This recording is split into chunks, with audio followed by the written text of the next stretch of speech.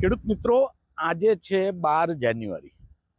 12 જાન્યુઆરીએ બધા જ ખેડૂતોને એવું હતું કે આપણા પ્રશ્નોનું નિરાકરણ આવી જશે, કારણ કે કિસાન સંઘ દ્વારા ચલો ગાંધીનગરના નારા સાથે ગાંધીનગરમાં ખેડૂત આંદોલનની વાતો કરી હતી. ખેડૂતોને એવું હતું કે ભાઈ હવે આપણા જે તમામ પ્રશ્નો છે એ વીજ કંપનીમાં જે કંપનીઓની દાદાગીરીની વાત હોય કે બીજા અનેક પડતર પ્રશ્નોની વાત હોય, પણ હવે આ આશા ઠગારી નીવડી છે. કારણ કે 12 તારીખ આવે એના થોડા જ દિવસો પહેલા રાજ્ય સરકારના મંત્રી ઋષિકેશભાઈ પટેલ ની આખી લગભગ 1.5 કે 2 મિનિટની મીડિયા સ્પીચ છે. એમાં કારણ કશું આપવામાં આવ્યું નથી. બસ ભારતીય કિસાન સંઘના ભરપેટ વખાણ કરી અને એવું કહેવામાં આવ્યું કે હવે અમારે સમાજ એટલે સહમતિ સધાઈ છે અને 12 તારીખનું આંદોલન મોકૂફ છે.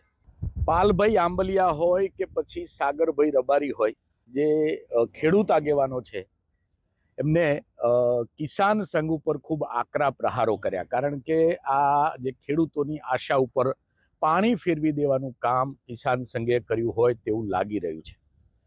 કારણ કે આ આંદોલન થયું હોત, આજે વડાપ્રધાન પણ ગુજરાતમાં છે અને એવા સમયે રાજધાનીમાં જો મોટી સંખ્યામાં ખેડૂતો ઉમટ્યા હોત તો એના સારા પરિણામો મળી શક્યા હોત.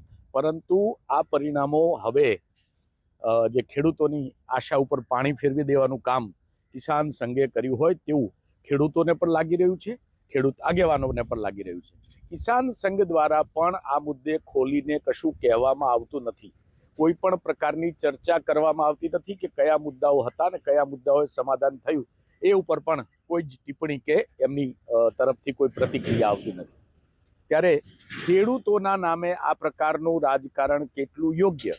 ખેડૂતોના પ્રશ્નો, કિસાન પ્રધાન દેશની વાત કરીએ છીએ, ખેડૂત પ્રધાન દેશની વાત કરીએ છીએ, ને એમાં ખેડૂતોએ પોતાના હક્કો માટે આ પ્રમાણે લડાઈ લડવી પડે, પોતાના હક્કો માટે ગાંધીનગરની કૂચ કરવી પડે, ને એમાં પણ છેલ્લી ઘડીએ જો પાણી ફેરવી દેવામાં આવે તો આમાં ગુજરાત અને દેશના ખેડૂતોની સ્થિતિ કેવી હશે તે આપણે બધા સમજી શકીએ છીએ. જય જવાન, જય કિસાન.